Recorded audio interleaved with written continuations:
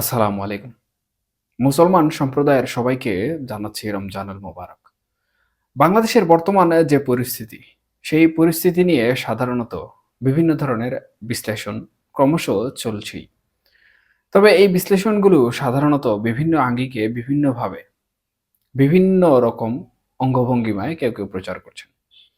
আবার কেউ সত্যটাকে উল্টিয়ে মিথ্যা হিসাবেও কিন্তু চালিয়ে দিচ্ছেন। তবে সাধারণত সামাজিক যোগাযোগ মাধ্যম থেকে শুরু করে বিভিন্ন অ্যাক্টিভিস্ট ইউটিউব প্ল্যাটফর্মে যারা কাজ করেন, বিশ্লেষণ করেন এবং রাজনৈতিক আলোচনা সমালোচনা করে থাকেন। তাদের মধ্য থেকে নানাবিধ তথ্য কিন্তু অনেক সময় বাংলাদেশের পরিস্থিতি এবং ভারতের পরিস্থিতি নিয়ে নানা ধরনের জটিলতা সৃষ্টি করে। তবে আজকে টাইটেল দেখে সম্ভবত বুঝতে পেরেছেন যে আলোচ্য বিষয়টি কি হতে চলেছে। প্রথমেই যে বিষয়টি ব্যাখ্যা করা উচিত সেটি হচ্ছে বাংলাদেশ আওয়ামী লীগ পতনের পর থেকে এখন পর্যন্ত কিন্তু তাদের যে শক্তি রয়েছে, সেই শক্তি প্রদর্শন করতে সক্ষম হচ্ছেন। প্রকৃতপক্ষে তারা কি পরিপূর্ণ শক্তিশালী হয়ে বা দ্বিগুণ শক্তি নিয়ে বাংলাদেশের রাজনীতিতে ফিরে আসবে কিনা? এই বিষয়ে রয়েছে নানা ধরনের প্রশ্ন। দেখুন, বাংলাদেশ আওয়ামী লীগ পতনের পর থেকে কিন্তু এক ধরনের নেতৃত্ব শূন্যতায় ভুগছে এবং সেই নেতৃত্ব শূন্যতার কারণে যে সকল কর্মসূচি তারা দিয়েছে, সেই সকল কর্মসূচিতে এক শ্রেণীর নেতাকর্মী অনীহা প্রকাশ করলেও এক শ্রেণীর নেতাকর্মী সেগুলো পালন করার চেষ্টা করেছে।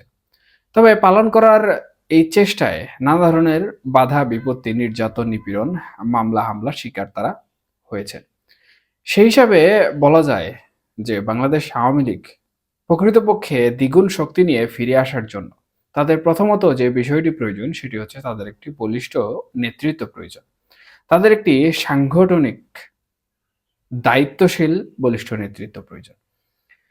কিন্তু আমরা দেখতে পাচ্ছি সাধারণত বাংলাদেশ আওয়ামী লীগ যারা নেতৃত্ব দেন, পরিচালনা করেছেন দীর্ঘদিন, তারা প্রকৃতপক্ষে পলাতক অবস্থায় রয়েছেন, আত্মগোপন অবস্থায় রয়েছেন এবং বেশিরভাগ শীর্ষস্থানীয় নেতৃবৃন্দ কিন্তু ভারতে অবস্থান করছেন।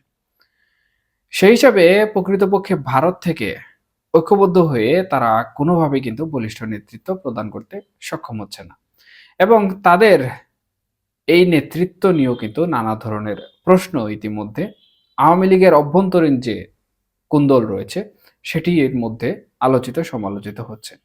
কেউ ভারতে অবস্থানরত শীর্ষস্থানীয় এইসব নেতাদের নেতৃত্ব মানতে নারাজ, আবার কেউ অন্ধের মতো সেই সকল নেতৃত্বের উপর বিশ্বাস স্থাপন করে কর্মসূচি পালন করতে প্রস্তুত। এই যে দুইমুখী একটি স্বভাব বা দুইমুখী একটি বিষয় আমরা বর্তমানে আওয়ামী লীগের মধ্যে দেখতে পাচ্ছি। এই বিষয়টি প্রকৃতপক্ষে আসলে বাংলাদেশ আওয়ামী লীগকে রাজনীতিতে ফেরানোর জন্য কতটুকু বেগবান করবে বা ভবিষ্যতে তারা কতটুকু শক্তি নিয়ে বাংলাদেশের রাজনীতিতে ফিরবে, এটা নিয়েও কিন্তু বিশ্লেষক মহলে নানা ধরনের বিশ্লেষণ চলছে। তবে আওয়ামী লীগের বর্তমানে যে জিনিসটি করা প্রয়োজন সেটি হচ্ছে তাদের বলিষ্ঠ নেতৃত্ব গঠন করা প্রয়োজন। কেন্দ্র থেকে তৃণমূল পর্যায়ে সাংগঠনিকভাবে সুগঠিত করার জন্য যে বলিষ্ঠ নেতৃত্ব তৈরি করার দরকার সেটি আওয়ামী লীগকে তৈরি করতে হবে। অন্যথায় আওয়ামী লীগ কোনোভাবেই কিন্তু পুনর্গঠিত হয়ে বাংলাদেশে দ্বিগুণ শক্তি নিয়ে ফিরে আসার সম্ভাবনা খুবই কম।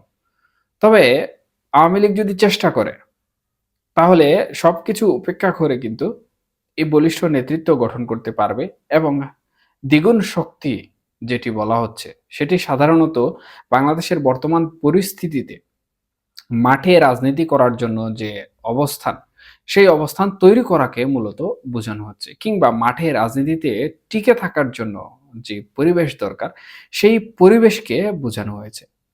সুতরাং এখানে আওয়ামী লীগ যদি তাদের বলিষ্ঠ নেতৃত্ব গঠন করতে প্রস্তুত হয় এবং শীর্ষস্থানীয় নেতৃবৃন্দ থেকে তৃণমূল নেতাকর্মী পর্যন্ত যদি ঐক্যবদ্ধ হয়ে বলিষ্ঠ নেতৃত্ব গঠন করে, তাহলে আমার মনে হয় এই যে মাঠ পর্যায়ে একটি শক্ত অবস্থান দাঁড় করানোর প্রয়োজনীয়তা তারা এখন চাচ্ছে, সেটি কিন্তু তারা অচিরেই ফিল আপ করতে সম্ভব হবে বা সক্ষম হবে। এবং অপরদিকে বিভিন্ন অ্যাক্টিভিস্ট, বিশেষ করে ভারতীয় গণমাধ্যম, ভারতীয় অ্যাক্টিভিস্ট বিভিন্নভাবে কিন্তু একটি খবর প্রচার করছেন, সেটি হচ্ছে ভারতের সেনা মার্চেই কিন্তু বাংলাদেশে প্রবেশ করছে। এছাড়াও র ভারতীয় যে গোয়েন্দা সংস্থা রয়েছে সেই গোয়েন্দা সংস্থা বাংলাদেশে প্রবেশ করছে এবং বাংলাদেশের বিভিন্ন বিষয় নিয়ে পর্যালোচনা করছে। সেই পর্যালোচনার ভিত্তিতে তারা বিভিন্ন ধরনের রিপোর্ট কিন্তু 5ই আগস্টের পর থেকে ভারতের প্রধানমন্ত্রীর কার্যালয় সহ তাদের নিরাপত্তা যে দপ্তরটি রয়েছে সেই দপ্তরে কিন্তু তারা দিয়ে যাচ্ছে। এরই প্রেক্ষিতে সম্প্রতিও ভারতীয় যে সকল গণমাধ্যম রয়েছে, ভারতীয় যে সকল অ্যাক্টিভিস্ট রয়েছে, তারা কিন্তু বিভিন্নভাবে নানা ধরনের প্রচার প্রচারণা চালিয়ে যাচ্ছেন।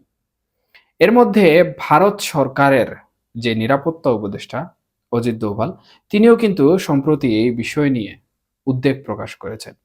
এছাড়া ভারতীয় সেনাবাহিনীর প্রধান যিনি রয়েছেন, তিনিও কিন্তু বাংলাদেশের বিষয়ে নানা ধরনের হুঁশিয়ারি বা সতর্কবার্তাও দিয়েছেন। তবে এর মধ্যে প্রকৃতপক্ষে আসলে কি ঘটছে?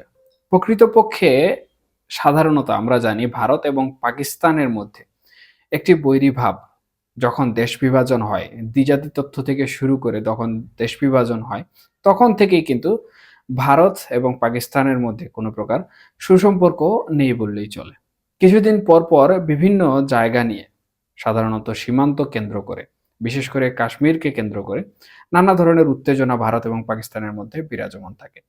সেই হিসাবে ভারতীয় গোয়েন্দা সংস্থা সমূহ বাংলাদেশের উপর যে নজরদারি করছে, সেই নজরদারির প্রেক্ষিতে তারা এটি দাবি করছে যে পাকিস্তান বর্তমানে বাংলাদেশের যে অন্তর্বর্তীকালীন সরকার রয়েছে, সেই অন্তর্বর্তীকালীন সরকারের সাথে এক ধরনের যোগসূত্র স্থাপন করেছে এবং পাকিস্তানের ইন্টেলিজেন্স যারা রয়েছেন তারা বাংলাদেশে সম্প্রতি সফর করে গিয়েছেন।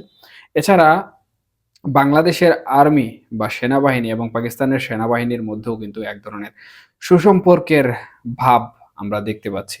বাণিজ্য বিষয়ক সুসম্পর্ক কিন্তু ইতিমধ্যে তৈরি হয়েছে। এই বিষয়টিকে প্রকৃতপক্ষে ভারত তাদের জন্য থ্রেট হিসাবে নিচ্ছে। প্রথমে আমি যে বিষয়টি বললাম যে পাকিস্তানের সাথে ভারতের সম্পর্ক কিন্তু প্রকৃতপক্ষে কোনোভাবেই ভালো হয় না, বরঞ্চ কোনো না কোনো ইস্যুকে কেন্দ্র করে এই বিষয়টি খারাপ হয়ে যায়। তো সেই হিসাবে তারা মনে করছে অন্তর্বর্তীকালীন সরকার মূলত পাকিস্তানের মদদে বা পাকিস্তানের সাহায্য নিয়ে এই দেশে উগ্রবাদী চর্চা শুরু করছে।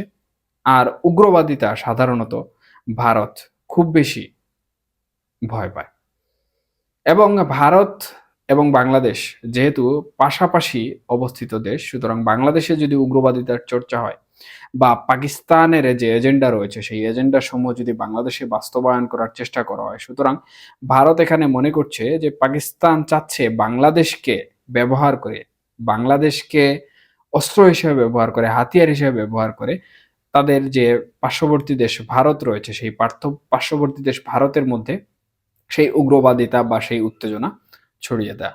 মূলত এই বিষয়টি আসলে ভারত খুব কঠোরভাবে অবজারভেশনে রাখছে এবং গোয়েন্দা সংস্থা থেকে শুরু করে ভারতীয় যে নিরাপত্তা ব্যবস্থা রয়েছে সেই নিরাপত্তা ব্যবস্থা কঠোর নজরদারির মধ্যে এই বিষয়টি রাখছে এবং এই বিষয়টি থেকেই সাধারণত ভারত এবং ভারতের বিভিন্ন অ্যাক্টিভিস্ট সহ গণমাধ্যমরা এটি জানান দিচ্ছেন যে প্রকৃতপক্ষে বাংলাদেশে যদি এই ধরনের তৎপরতা পাকিস্তান থেকে বাড়তে থাকে তাহলে অতি দ্রুত তারা বাংলাদেশে সেনাবাহিনী হয়তোবা পাঠাতে পারেন এবং মার্চের মধ্যেই সেটি ঘটে যেতে পারে। তবে এর সত্যতা প্রকৃতপক্ষে আসলে পাওয়া যায়নি যে সেনাবাহিনী পাঠাবে কিনা বা কোনো ধরনের অপারেশন সেনা কর্তৃক বাংলাদেশে হবে কিনা, কারণ বাংলাদেশ স্বাধীন এবং সার্বভৌম একটি রাষ্ট্র। সেই রাষ্ট্রে হঠাৎ করে এরকম অন্য একটি রাষ্ট্র সেনাবাহিনী পাঠাতে পারে না, যেটি সাধারণত জাতিসংঘ জেনেভা কনভেনশন সহ অন্যান্য বিষয়াদি লঙ্ঘনের সমতুল্য। তবে পরিস্থিতির সাপেক্ষে ভারত এই ধরনের কাজ করতে পারে বলে অনেকে মনে করছেন। যেহেতু কোনো সত্যতা এখন পর্যন্ত পাওয়া যায়নি, সুতরাং এই বিষয় নিয়ে আসলে পরিপূর্ণ বা বিশদভাবে চিন্তা করার কোনো অবকাশ নেই।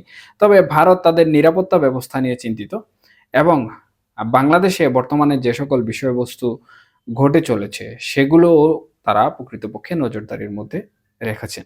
এখন আসলে দেখার অপেক্ষায় যে প্রকৃতপক্ষে এই বিষয়গুলোর সত্যতা বের করা সম্ভব হয় কিনা, বা যদি কোনো প্রকার সত্যতা বের হয় তাহলে প্রকৃতপক্ষে ভারত কি কোনো ধরনের সেনা অপারেশন বাংলাদেশে পরিচালনা করবে কিনা, এটিও কিন্তু অনেকটাই দেখার অপেক্ষায় থেকে যায়।